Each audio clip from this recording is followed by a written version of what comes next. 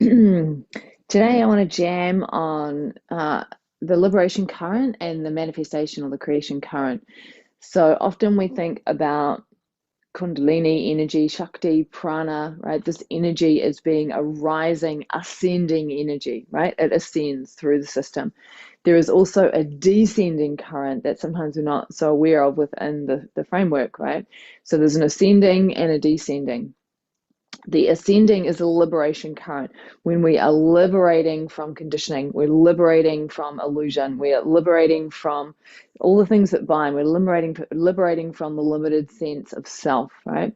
And the descending current is when we are bringing things down from spirit, from consciousness, all the way down into matter. So it is creation. I mean, you could say manifestation. I'm not so fond of that word because it's been completely co-opted by the New Age movement.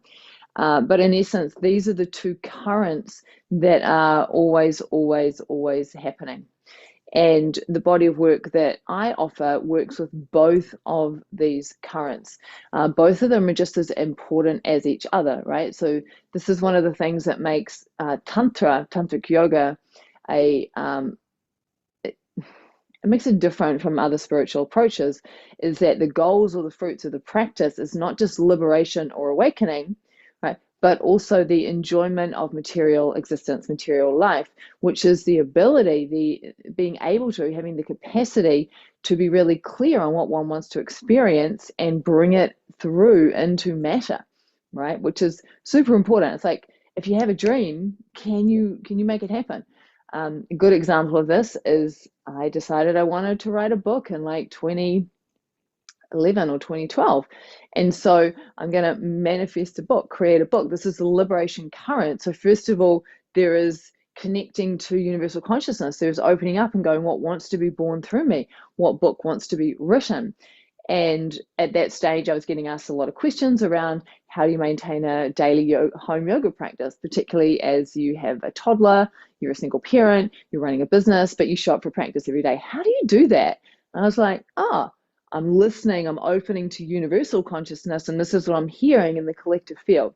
So then I started to have a vision, right? A vision of this book, the psychological process of showing up to daily practice. That was kind of like the working title. So once I had that vision, then I started to bring it down, so you keep bringing it down. So you have the opening and then the vision and bring it down. And then eventually, I'm not going to go through the whole thing because that's what I teach, right? It's quite, it gets a little in depth. But bringing it down the manifestation current, eventually I created, it was initially a PDF. So it was like a 40,000 word workbook PDF called 40 Days of Yoga, right? The psychological process of committing to daily home practice. And there it is, created. And as it happened, I sold enough in the first week to then fund a print run. So then I worked with a print guy and was able to bring it forth as a book. And like, hello. I mean, it wasn't this book. I don't have a copy here. But, just the sense of like, whoa, here was something that was just simply spirit. And now it is matter. That is the descending current, right? My son's birthday's today, and same thing. It's like, oh, let's have a baby. And then boom, all the way through, it's like, holy, I just co-created a whole nother human being. Damn, right? Liberation current, manifestation, creation current. Then there is the liberation current. And the liberation current is the arising, it is the ascending, it is the breaking up of matter and returning it to consciousness. So it's when there, for example, is unresolved trauma in the system that we feel and we're able to meet it fully so that we can devour, digest, and dissolve it. And then it liberates into consciousness, goes back to what it is, and it's no longer present in our system. And now we are lighter and we're more free because we no longer get triggered and or have a PTSD reaction because we have liberated ourselves from that unresolved trauma that was stuck in the body, stuck on the level of matter. You see, this is liberation.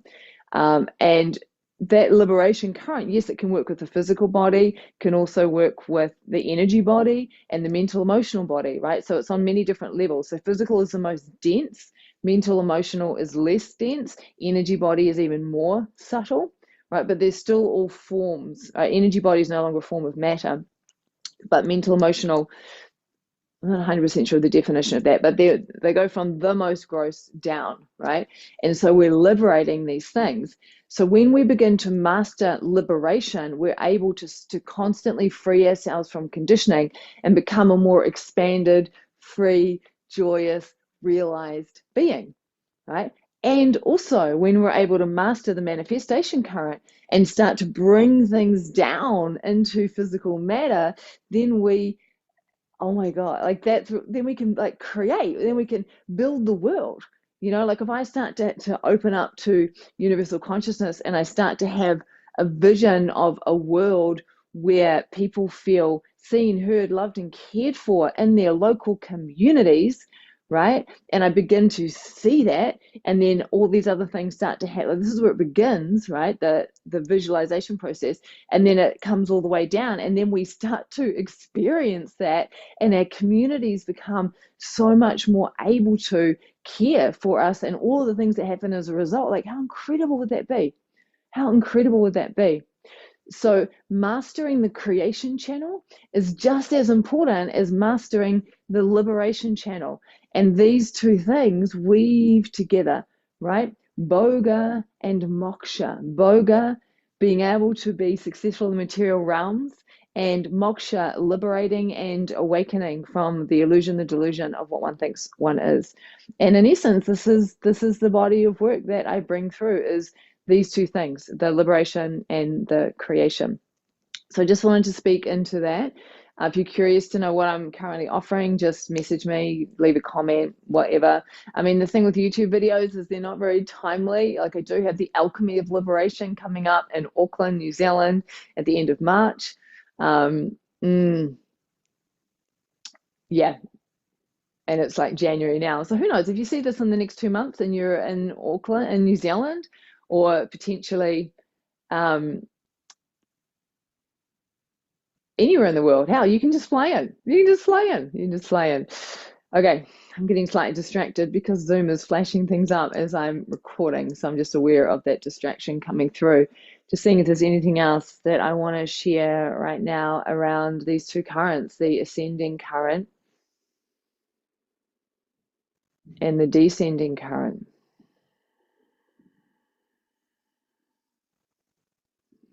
Yeah. So they're intertwined, right? So when we're liberating, we're often dissolving something that is preventing us from creating, you see. And when we're creating, in order to create, we often have to dissolve something that is preventing us from liberating. So that they feed each other. And it's important to focus on not just one, but both of those simultaneously. And there might be a little more focus towards liberation. And I feel like now I'm coming into a phase of my life where I'm going to be focusing more on creation, because I've done so much of the liberation work.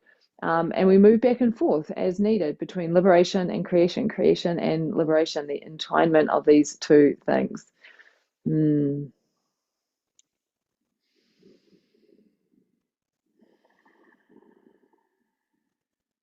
Just one final thing, because obviously I have a lot of stuff that's up around Kundalini Awakening. It's all over my website. It's something that unfolded for me 20 odd years ago, and I've been integrating, I guess have integrated.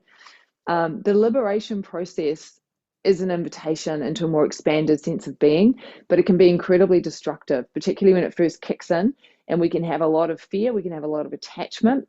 And so Kundalini Awakening, when it occurs, is part of kickstarting that liberation process. So knowing how to orientate to it is really beneficial, because it helps us to make the process more easeful, right? Because it's happening. We might as well surrender to it.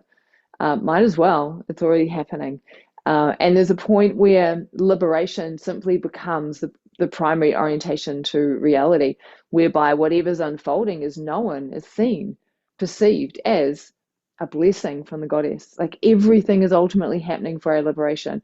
So from that frame of reference, even the most horrific circumstances, when we perceive them through that frame of reference, like we've just had fairly horrific fires down in California. I'm just above Vancouver, so I'm on the same coastline. If we perceive the fires like that, what if these fires were for our liberation? What if they were ultimately happening for our benefit? Then we can approach it as if that is true which then means we act as if it is true, which then means it becomes true. And all of our circumstances, everything that happens to us starts to be perceived as something that is happening for us. And our whole experience of reality begins to change because of the lens that we choose to see it through. And this is magic. This is power. This is such strong medicine. Yeah. So blessings on the goddess. Blessings on the goddess for all of the unfoldings. And may all beings be free. Mm.